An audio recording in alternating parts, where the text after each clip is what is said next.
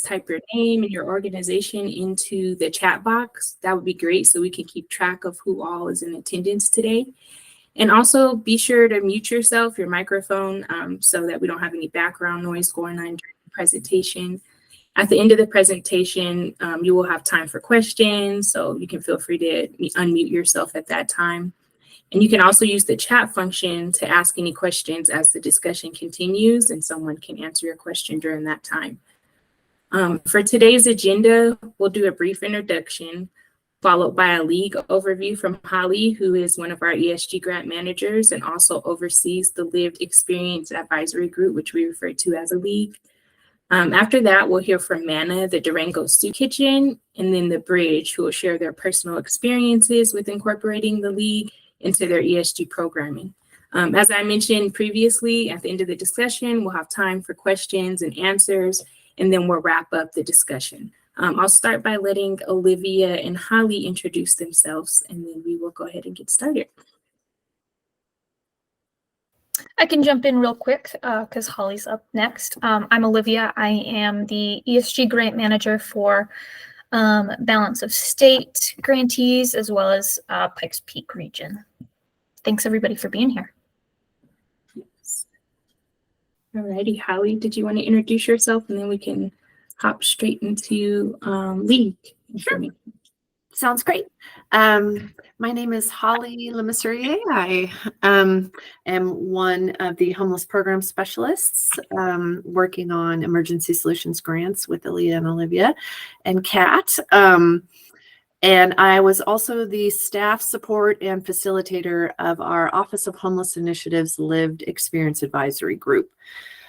So I'd like to share a little information about what that group did and how we are implementing their guidance moving forward in our Emergency Solutions Grant Program, as well as across the Office of Homeless Initiative program. So we convened our first cohort of our Lived Experience Advisory Group back in, we did some recruitment and selection back in September and October of 2021.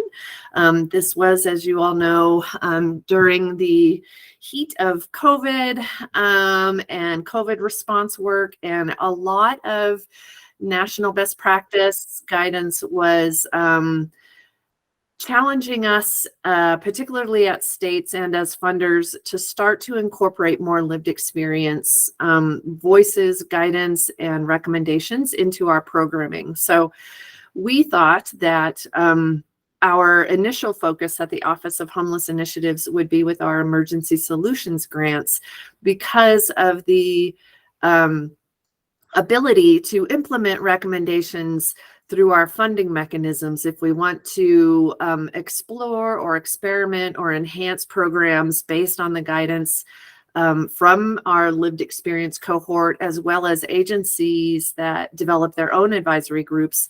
We feel like we have funding to support any new initiatives or changes or program improvements and enhancements with our funding. So that's why we decided to focus on the Emergency Solutions Grant Program implementation with our first cohort. So we recruited members from across Colorado. The primary eligibility criteria was that they had experience navigating different programs and services into housing, and that they had been living in their housing for at least a year. But that they had also experienced homelessness in Colorado. So we had a few eligibility criteria. Eventually, we selected the 10 members. While we were recruiting, we were also very specific about what they would be looking at. So we provided the information that they would be looking at the ESG grant program and more information about that. And in general terms, we explained to them that they would be focused on street outreach, emergency shelters, and housing focused supports. Next slide, please. So as I said, the group convened from about November 2021 to September 2022, so about a year. We also had 3 meetings of intense orientation and onboarding that was really focused on not only the Emergency Solutions Grant Program, but best practices and I'd say kind of fundamental program implementation for street outreach, housing support, and emergency shelters. So we gave them a lot of orientation and background before starting digging in really to the Emergency Solutions Grant Program. We met monthly on Zoom meetings and paid the participants for their onboarding and their meeting attendance, as well as homework. So every month we would provide some pre-reading and a Google form, just asking them, what insights about these readings do you have? What ideas do you have for conversations? What questions do you have you'd like us to address in the next meeting? So not only time inside meetings, but the time they were spending at home preparing for meetings. So we paid our participants $30 an hour.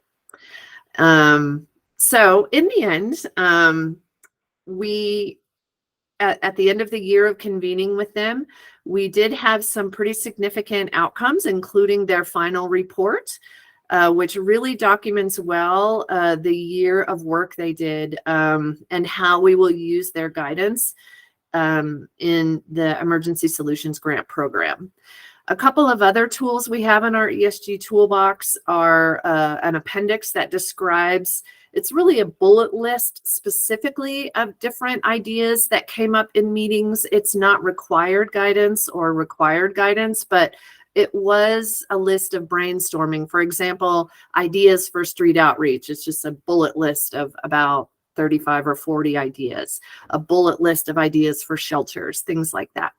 The next appendix we have is a facilitator guide. If you're interested in creating your own lived experience advisory group, we have a pretty detailed facilitator guide in our toolbox as well. So the final report is there, as well as a recording of our group presenting their final report.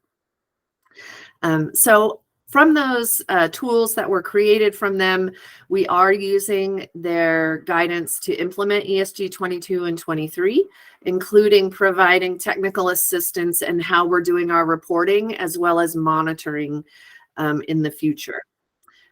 Things to look forward to: we will be doing a grantee baseline survey coming up soon for all our ESG grantees to ask them about some of the things they're doing, incorporating lived experience and equity in their sites. And stay tuned for that. It'll be coming out soon.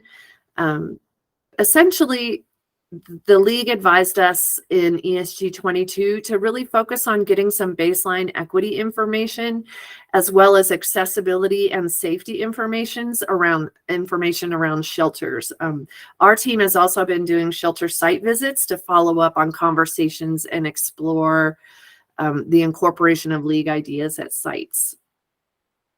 Next slide, please. Some of the key messages I just wanted to highlight from their reporting. The very first message they had was that ending homelessness is the most important and imperative call for community action our communities are seeing right now. We all see more and more visible homelessness and unsheltered homelessness, as well as that our shelters are currently at capacity or over capacity. And so working on homelessness in our communities will save lives. They also reinforce that emergency solutions grants are one effective resource to help communities implement best practices, and that some of the ways we can start to do this are by investing in our lived experience feedback loops and inputs into our program improvements, as well as investing in the human resources at our sites to support the changes that we need, including wages, training, self-care, support from leadership, and these kind of things. They suggest that we act with urgency, but that we start with equity. So start looking at your programs and the ways you are measuring your programs for equity. And they provided a framework for looking at your equity in your programs that starts with empowering lived experience and your human resources, engaging your community partners to work with you on supports for your programs, and evaluating your programs for improvement and equity.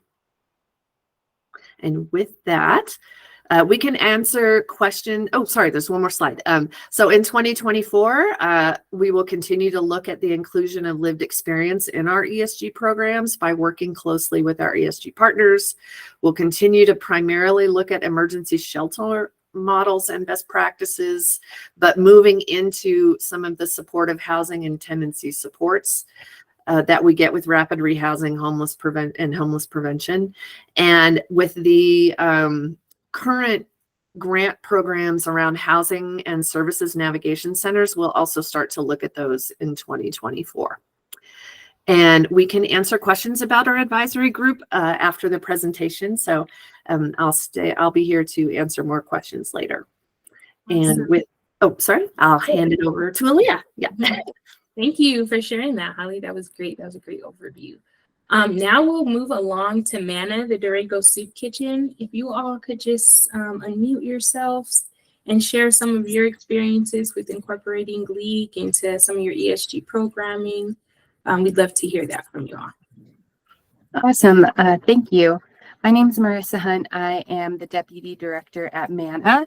I'll just do a little quick intro on our programs and pass it over to some of our team members who are on the call today.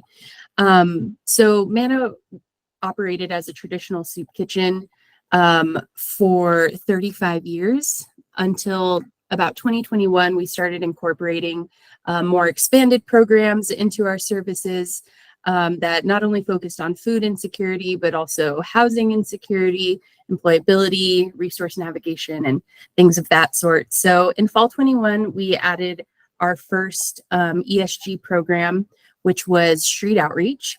So that was spring of 2021. And fall of 2021, we also brought on rapid rehousing through ESG and a program called WAGES, which is through the Latino Center for Community Leadership. And that's a reentry program. And all three of these programs that we incorporated that year really had a dialogue about improving services through incorporating the knowledge and experience of people with lived experience. So that's kind of been a really important topic as we started expanding our services to offer more support. So yeah, those are kind of like our three big programs, and we have someone from each of those programs on the call today. We have Chris Andrews, who manages our wages program. We have Amber DeFrenchie, who is one of our case managers in our resource center, which opened up last year. And we have Chris Mitchell, who is on our street outreach program. He's been on the program since day one and really helped us form it and give us a reference of, how we move forward in building programs with this knowledge. So I'm going to pass it over. Amber, if you're on the call, if you want to chime in and. Yeah, thank you, Marissa. Thanks. So my camera isn't working, everybody. I apologize, but I promise I am smiling and waving at everyone. So my name is Amber DeFrenchie. I was homeless with my two children from July 2018 to January 2019. In January of 2019, I was able to move into stable housing thanks to the rapid rehousing program. I was able to navigate this program for 2 years, and I transitioned out of it into independent living with a Section 8 voucher, which I still have today, thankfully. I was accepted into the Lived Experience Advisory Group and participated in that group for over a year. I helped with the presentation that Holly was explaining about. During my engagement within the group, I discovered a passion for helping others rise up out of situations that may cause them their lives. When an opportunity to work at Manna was presented to me, I quickly and happily accepted. Manna played an important role to my family during our period of homelessness, and I was happy to be able to give back. Since I've been at Manna, I have noticed that I have been able to reach others who may have fallen through the cracks before, due to a number of things like hard time communicating, not feeling understood, feeling judged, just lots of barriers, inaccessibility. I believe that it's because I have lived experience that I'm able to meet these people where they are, with no judgment and only the intention of helping them navigate their way towards a solution. And I feel like that they can sense that and are aware of that. I believe that because I have lived experience and I talk about it freely, it makes others comfortable and easy to gain a rapport with me and build a relationship. And I'm noticing, they are willing to work with me. They are willing to listen to me. And I believe that it's because that I was once homeless and am now in a stable housing situation with a good job, that I'm able to give others hope too, that the hard times are not forever, that there is a way out, and that I am here to help them find it. Thank you. I will pass it on to Chris Mitchell.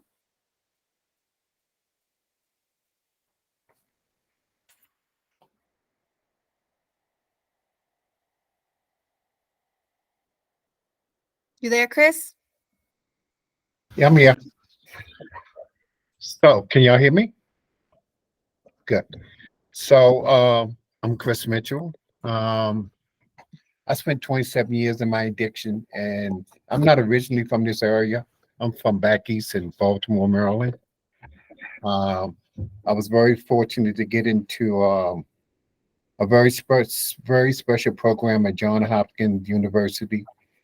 I'm at Johns Hopkins Hospital, and yeah, it's a very special program for addiction. Um, it really, it really put things in proper perspective about me and my addiction. And I'm gonna say this: there's nothing wrong with me with what was going on with me. And it really focused on how to be with oneself in that uncomfortability and start to putting things in place to navigate it. It really gave me a better perspective of learning processing, emotionally processing. And where I want to go with that is that people talk about getting over, getting past this addiction.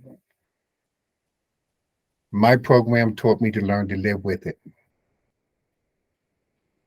That this right here, I will carry with me. So it's what I do with it makes it better or worse. So my way of thinking is not for everyone. I agree. And that's why sometimes when I hear us say things about getting rid of homelessness, makes me want to pause.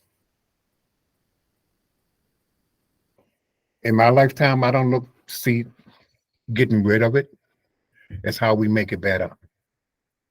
Maybe there will come a time when all of this will be done. I just don't see that now. So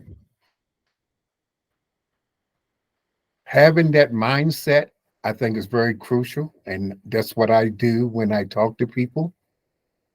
I'm about slowing the conversation down, embracing that uncomfortability as best that you can, giving people time to breathe in that uncomfortability that they have, allowing them to make the choices that they need to make. I'm just going to be straight up and honest for as best as I can. Most of us in this program don't do well. That's just my experience. So how do we allow people to know or have a better understanding that when they hit certain plateaus with this right here, that they may come to that place of relapsing?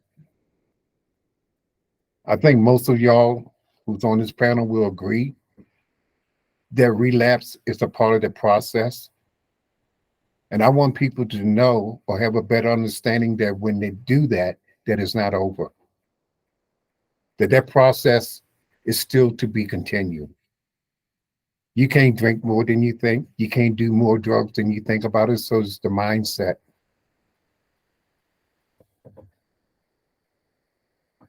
My belief is that just to learn to live with, and I know that's very uncomfortable for a lot of people to think or come to an understanding that I will never get over this. It's a hard one, I agree. But that's just my mind frame. I totally believe that when people come to a better understanding that what all their experience that they have in their life is still a part of them. And most of us just keep constantly want to run away from who we really are. And the more that you embrace that, the better it serves you. So I'm gonna take some time for some other people. Yeah.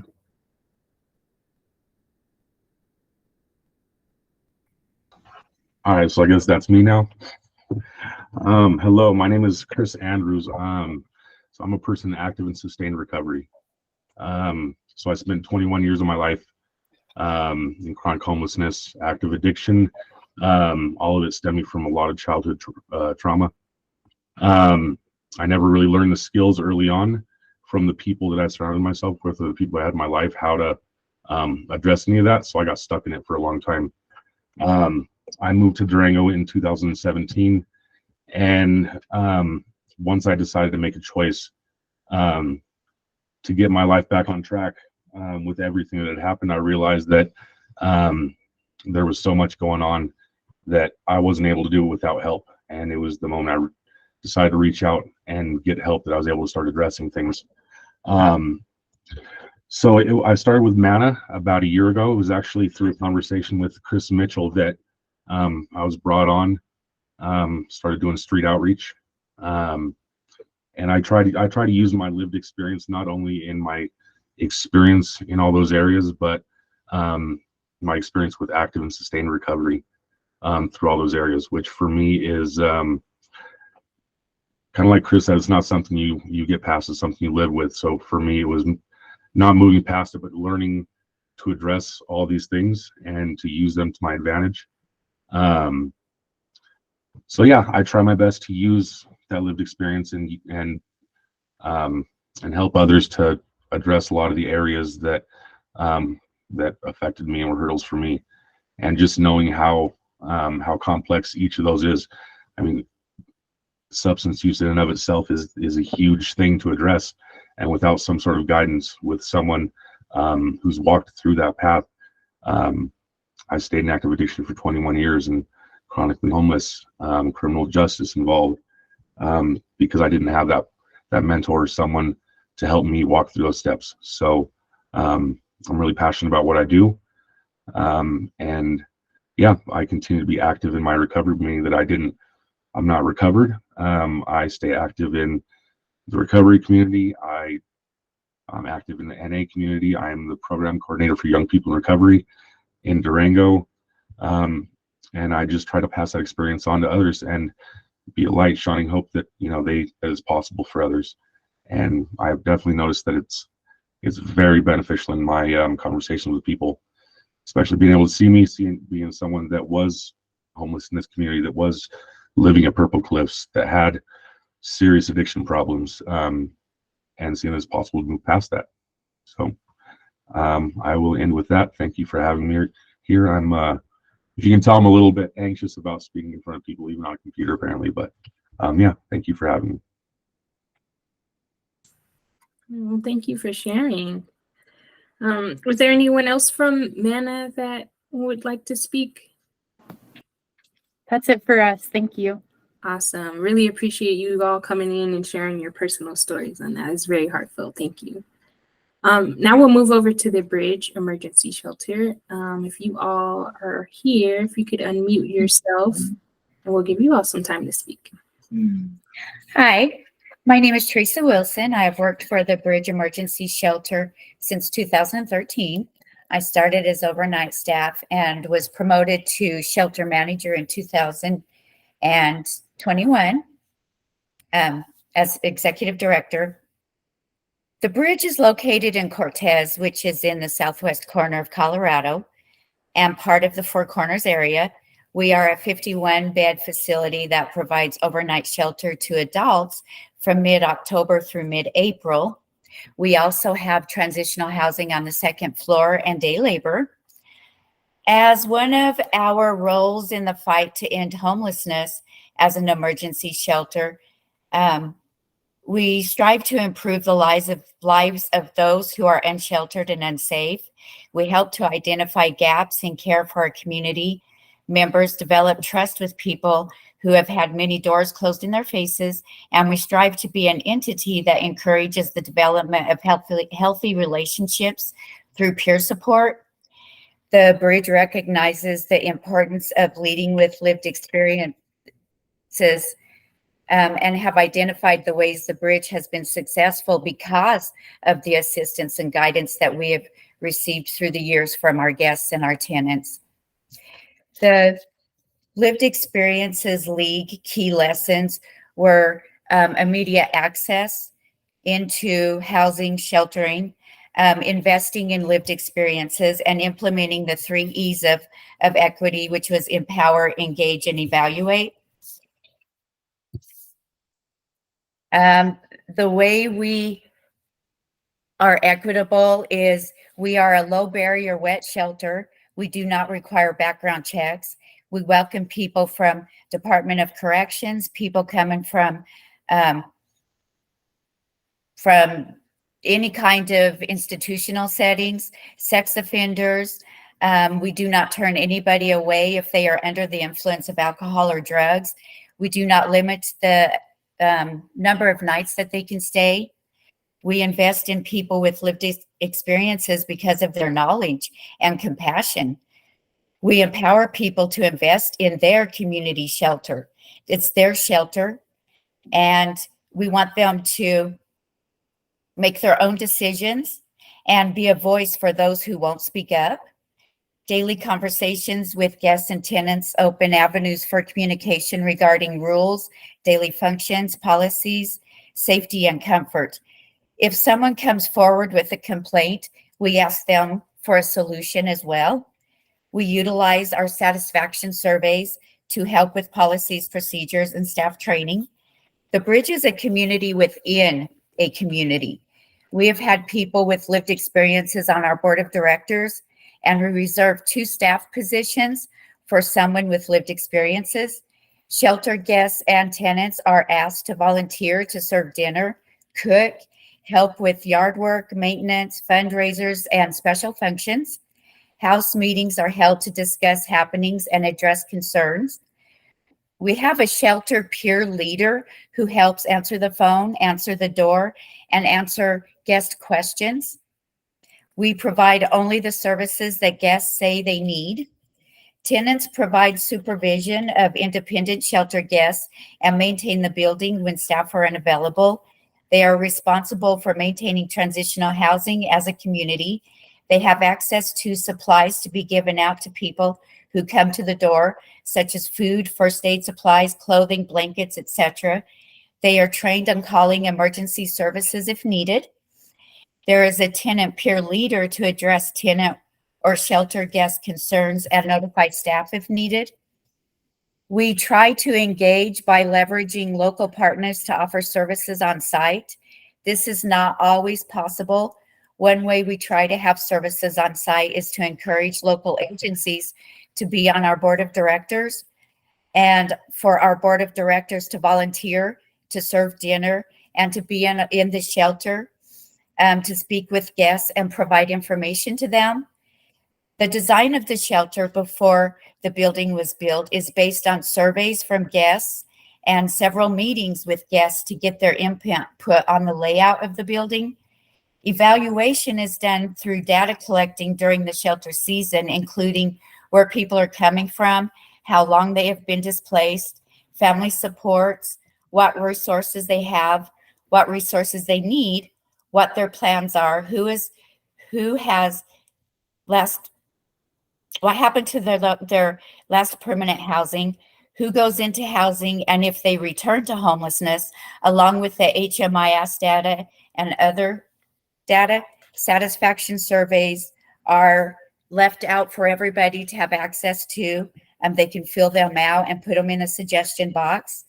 In the past, we have had tenants who have sponsored people who are struggling with addiction and waiting to get into rehab. We did not have staff on duty, but they sponsored them. They made sure that they were in every night, that they were not drinking, that they ate. They would walk with them to appointments. And those people actually ended up getting jobs and getting into housing before they had a bed in rehab, and they are doing really awesome. With me, I have Christina, who has worked for the shelter for 7 years. 7 years and has watched how we progressed from just making sure they had everything they needed to, we need them to help us. There is a lot of things they can do to help us, and we learn a lot from them. And one of the things Christina always says that really hit me is that they speak a language that we don't understand. She is here to answer questions if needed. Did you want to say anything? No, I'm trying. And then we have Dave Sanders, who I am going to turn over. Hi, I'm Dave. I've struggled with substance abuse problems for 20 years. I became part of the bridge through the WAGES program. I try to be a role model for other WAGES participants and shelter guests. I applied for a job at the bridge shelter as overnight staff. This will be my second year as staff. I worked the summer maintenance program as well. I was able to move into the community so someone else could move into the apartments upstairs. I also do any maintenance around the shelter that I'm knowledgeable about, just to kind of help save the shelter a little bit of money. And Dave is here to answer questions if there are any. And that is our presentation. Thank you.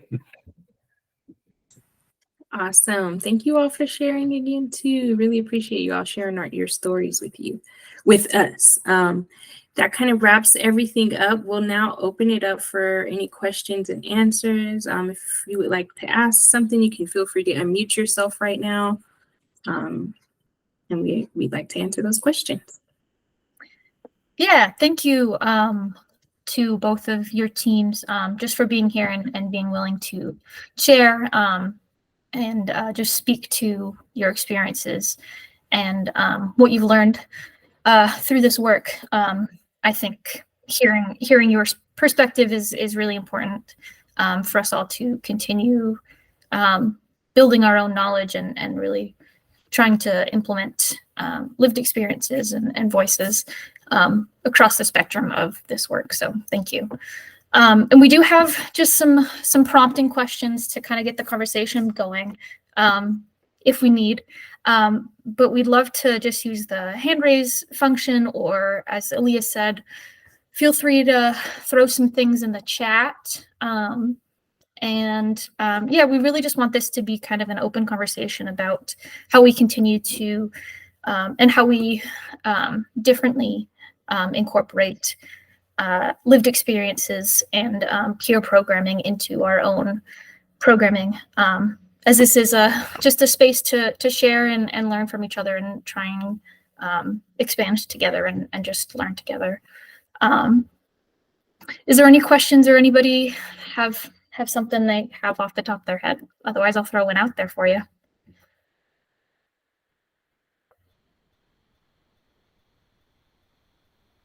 I don't see any hands raised yet.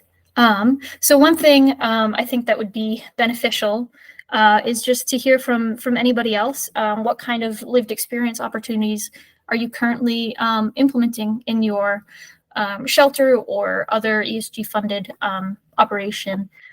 I know we have a pretty large group here, so I'm sure we have people from across the ESG perspective or spectrum. And these could be kind of more formal implementations, such as the LEAG that we're we're starting to do a round 2 of, or more informal, and what all that looks like for everybody. If anybody just wants to jump in. Olivia, I can start. This is Tim Clancy. I am the shelter manager for the Evergreen Christian Outreach Shelter in Evergreen. It's just a small shelter. We've got a capacity of about 15. Usually we run about 9 or 10, open from October through April. Through the ESG funding, we're able to pay for overnight staff, and thankfully for the last 2 years, we've been able to have at least one of our overnight staff member with lived experience and prior homeless situation. Others have not had homelessness, but have had addiction issues and family mental health issues. So we try to be biased toward that in our hiring practice. We put out the application and it shows up on Indeed and other websites. But through the interview process, if you got 2 candidates that are relatively equal, we'll always be biased toward that, because they won't be equal. The ones with lived experience will generally demonstrate a little bit more compassion, understanding, and relationship. So that's been good for us. Oh, that's awesome. I have a follow-up question too. I don't know, this can apply to anyone who's on the call. Does anyone happen to have anyone with lived experience in a leadership position within their organization? If so, can you speak and kind of explain, I guess, your progression into that position from homelessness into a leadership position? Lauren, yes, I'd love to hear from you.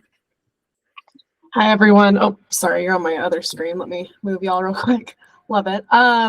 So I am the grants manager at Better Tomorrow, also known as Advocates of Route County, and we get funding for our domestic violence shelter, so through ESG. And so we have multiple people on staff who do have lived experience as survivors of domestic violence and sexual assault. And also our Advocates of Route County operates with the help of a steering committee, and that's all made up of survivors with lived experiences.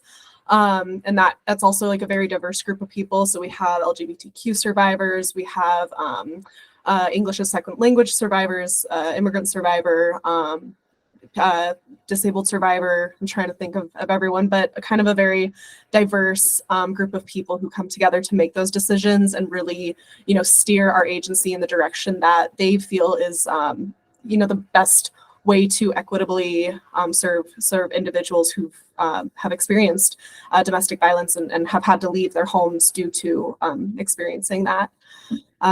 Yeah.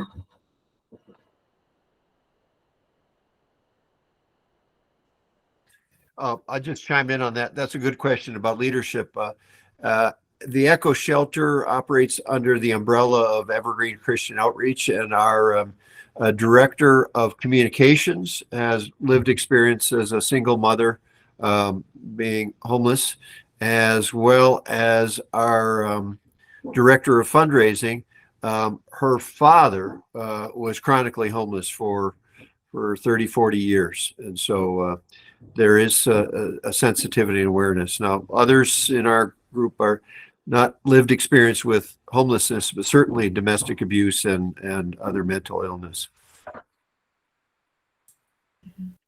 Awesome. Thanks for sharing that, Tim. I always love to hear about the progression and like creates a sense of like upward mobility for those who have came from the bottom and really risen to the top. So that's great to hear. Olivia, if you have another question to ask, let's move on to that if no one else has to share. So I would like to share something on that. Oh, yes. The president of our board was homeless in his mid-20s in New York City. And he shares with us a lot of stories about what he struggled with and how there weren't services back then. And it was very, very shunned to be homeless. and how hard he struggled to get out of that situation. He became a doctor and now is the president of our board, but he is a good one to be on the board because he always has that frame of mind of never going backwards, always going forward.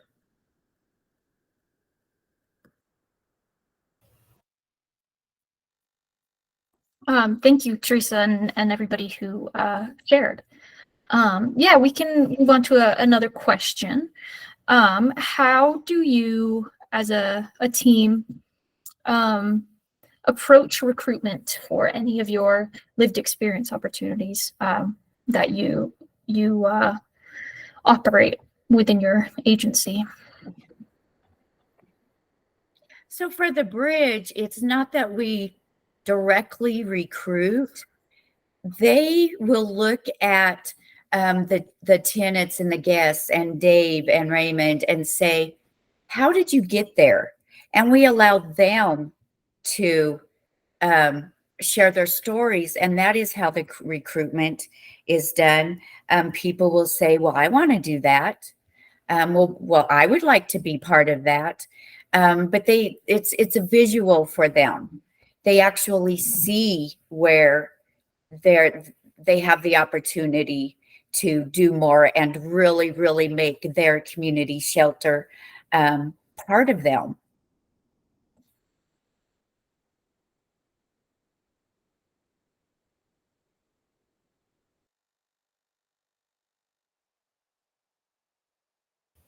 Anybody else have great? Yeah, go ahead, Lauren. This is actually something that we're kind of trying to investigate, is how to make our hiring more equitable, how to reach those populations that might not, typically have served in kind of these leadership roles. A couple things that we're doing though is we always post all like job applications in Spanish and English. So sorry. Did a dog get stepped on? We have a couple dogs in the office right now. I think they're playing a little rough. Sorry about that, y'all. I'm kind of lost my train of thought. We have, we also make sure in every employment posting that we post to share that we understand that there's a lot of people who might not have had,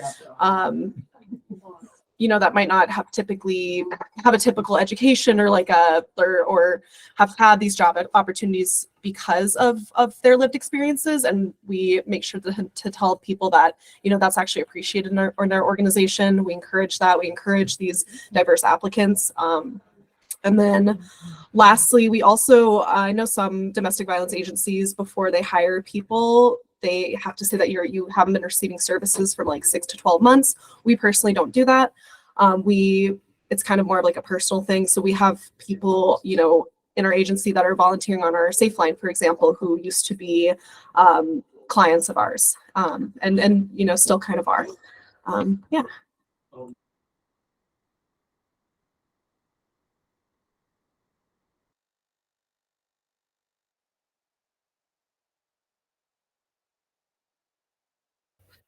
Thanks, Lauren.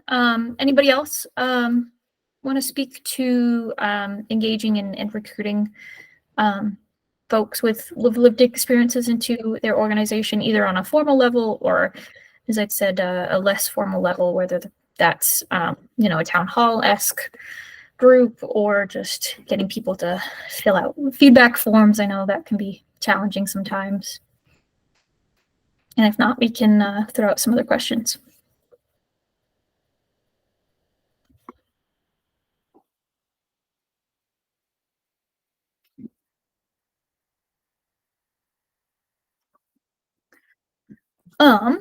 Okay. So another question kind of on the same vein is, if you are doing a more like town hall or kind of a feedback kind of conversation, are you able to maintain a consistent cohort, and what techniques are you able to utilize in order to maintain consistency? And as somebody with lived experience, if anybody would like to speak to this, what helps continue to keep you engaged? in either like a peer programming or even from a staff perspective, what helps you, to maintain your staffing position, what kind of supports maybe are in place as a staff person, or from a supervisor perspective, what supports are you able to provide staff in order to maintain engaged and also, practice self-care and that type of thing.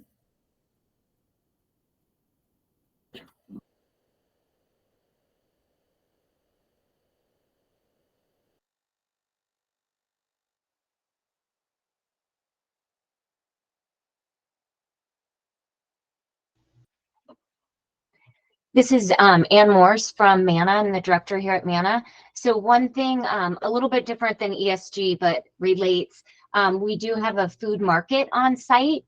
And so we've been seeing such a great need within the market, especially with SNAP benefits being decreased and emergency funding, being decreased as well, that we've really looked towards our participants to help us guide the direction of the market. So currently we don't have limits in our market, so everybody's able to, freely choose what they would like. But we've been seeing that some food items that we're not able to access very much and have limited resources. So we've had 2 market meetings. We just had our second one on Friday. And so what we've been doing is inviting all participants to come and have those conversations with us. So through that meeting, we were able to identify what items people felt were leaving the shelves too quickly and what kind of limits people would like to see on certain food items, so that we really can provide a better equity of the resources. And with honoring our participants' time, we were able to secure some funding to provide gift cards for anyone who does show up. So really trying to provide a stipend or a gift card. So because, we're asking them to take their time, their effort to get here to participate.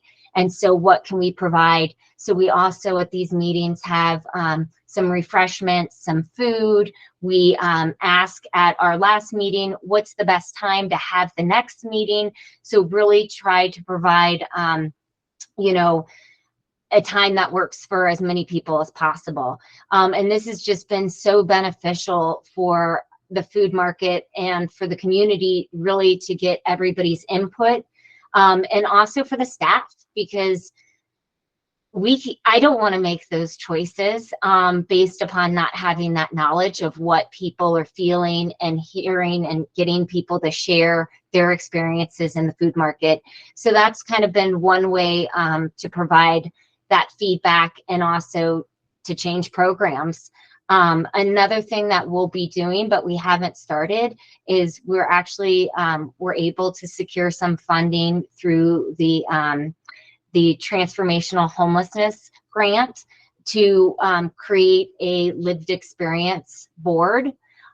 We have not started discussing exactly all the different pieces there, but it's really going to be looking towards staff with lived experience to see how we should even start. And then we really want the board to be, we don't want to form the board. We want that to happen once we have that momentum and really the people that are on this advisory board to help guide the direction. So that's just kind of some things at MANA that we've been doing. Yeah, Teresa, go ahead. Sorry, Leah. I was saying awesome. I love to hear that about the board piece. So I've noticed that with hiring people with lived experience. Sorry. What do you mean? Second button. Oh, so I've noticed that a lot of times they'll come in and they're having a really hard time staying sober. And it's nice for them to be able to look back at other people's struggles and be like, I've already made it this far. it really puts it into perspective, is that like a year ago I was there. I was staying at the shelter. I was homeless. Just ignore. Sorry. So I really feel like that, and for a way for us to be supportive is to just let them know that every day you have to pick your hard. You know, it's hard to stay sober today, but it was also hard to live on the streets, to not have what you have now. So that's one thing that I've noticed with all the staff that we've hired. I'm gonna go answer. Thanks for sharing. Yeah, I think on that similar note, it looks like we're getting close to time, but one question I think that I'm interested to hear is how are you able to I lost my question, I'm sorry. Are you able to compensate? And it sounds like there's some different ways that you all are going about this, but if you are able to compensate folks with lived experiences for their time and expertise, what kind of fund sources are you using in order to do this? And this could be for a staff position. It could be, you know, just for gift cards. I know, I think ESG, for instance, is maybe limiting in that aspect. So I'm curious what kind of workarounds you're able to kind of pull on in order to currently at least achieve that.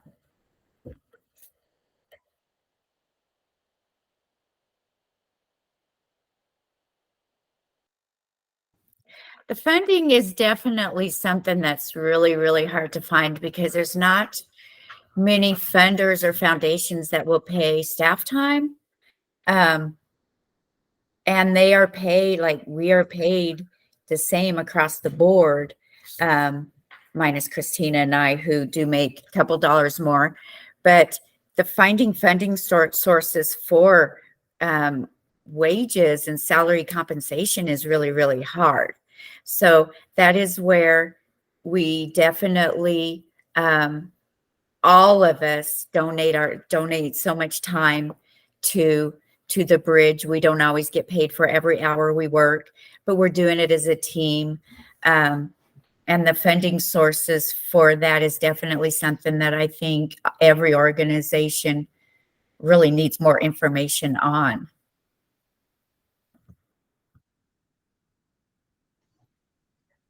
And I can also add, so just what Teresa was saying, obviously it's very hard to fund staff wages.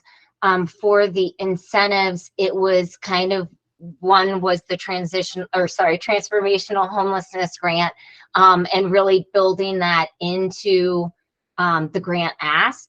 And then for our market incentives, we've been able to, same thing, we were able to get a grant through CDPHE, through Healthy Communities. And then as that grant was being set up, we were able to put that into the ask as well. So I think it's still very difficult to fund incentives and stipends unless it's really a specific grant that allows you to add that in. So that just lets you know what we've seen, but very hard to fund that just on the whim without using just, you know, general operating funds. And I think Holly shared a good point in the chat that just to clarify, ESG will pay for staff time in Fringe for any staff, especially if you're in a peer programming or you have a navigator. But those, we can cover those components such as emergency shelter, street outreach, and rapid rehousing. So if you do have any staff members, LEAG members that are offering staff time in any of those components, we would be able to cover their time under that, as well as any fringe benefits that you're offering them. Thanks, Aaliyah. Yeah, I'm going to throw out one more quick question, see if we can get some answers while we before we wrap up. But we spoke about funding challenges. Are there any other challenges or barriers that you encounter, and are there any successful workarounds that you found when engaging and incorporating voices of lived experience into your programs?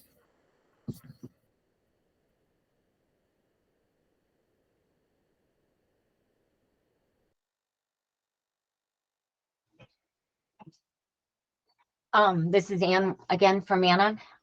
One thing you said earlier, but I think it relates to this question as well, is self-care. And I might look at Chris Andrews to provide some guidance, but I feel like the work that everybody does on this call with direct services is just so important. But at the same time, you know, there's always situations that promote secondary trauma. And so we find it really valuable at MANA to do whatever it takes to promote self-care, which could look in so many different ways, whether, hey, I just can't come in today. It was a rough one yesterday. I need the day off. It could be, hey, I'm taking a walk around the parking lot, the neighborhood. It could be, I need to chat with somebody to kind of, you know, decompress. So there's a lot there. If you don't mind me putting you on the spot, Chris, to provide a little different information. Sure. I think that I can speak to that as far as like, especially with compassion fatigue. And for me specifically, I took the job in MANA while I was still and am still program coordinator for young people in recovery. So I spend a good 60 hours out of my every week addressing addiction, homelessness, and all these other things. And being someone with lived experience that has it personally affects me quite a bit. So I know that like there's been some of the MANA agreements that we came up with several months ago that part of our agreements as staff is to check in with ourselves and others as to where we're at in the beginning of the day and then throughout the day. And then MANA's been really great about having this open door policy to where if I'm going through something, I don't have to worry about being able to bring that to management. And there's never been a time where I've said, hey, I'm kind of going through right now, this is affecting me personally, that they didn't offer a wide variety of solutions. On top of that, they still have like the wellness incentive where they help us get rec passes or whatever and support us in whatever we need to do for self-care. Just because, like I said earlier, being in active recovery means that we're continually working on our recovery. And that's not just substance use, from homelessness, trauma, whatever that is affecting us. And it's an ongoing process to stay where we're at. And MANA has done an amazing job of supporting us in whatever that looks like. And it's different for all of us. So did that address what you wanted to, Anne? May I say something as well? Yeah, go for it. So I would like to just second what Chris Andrews said. Since I have been at MANA, I have always felt fully supported in all my needs as a staff member. I am a single mother with children, you know, and I've never been worried about losing my job because if I have to stay home for a sick day with my child, which has happened to me in the past before. I love how we have so many staff meetings. We have staff meetings every morning before services. We can check in with each other. We know what's going on with each other in other departments. It really feels good to work at MANA. You really feel supported here. It's unlike any other job that I've ever had in the past. And not only does MANA care about the self-care of the staff, but they also care about the self-care of the participants. Just recently, Anne gave the go-ahead for me to organize a field trip. There was a Serenity Festival here it was in Aztec, and it was a sober event, family-friendly event, and I was able to collaborate with a local group here called The Hive, which is a really great program.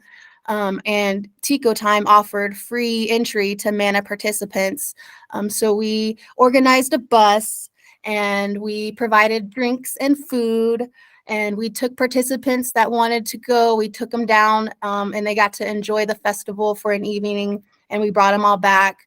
And even though I was working, it still was such a great form of self-care to be able to be there and to give others this opportunity that they wouldn't have had otherwise. And to see them, be able to relax a little bit and let go of some of the worries that they have from their everyday to-day lives, and just to have fun and to dance and to be in a community. And that was just one of the greatest forms of self-care ever, is just helping others,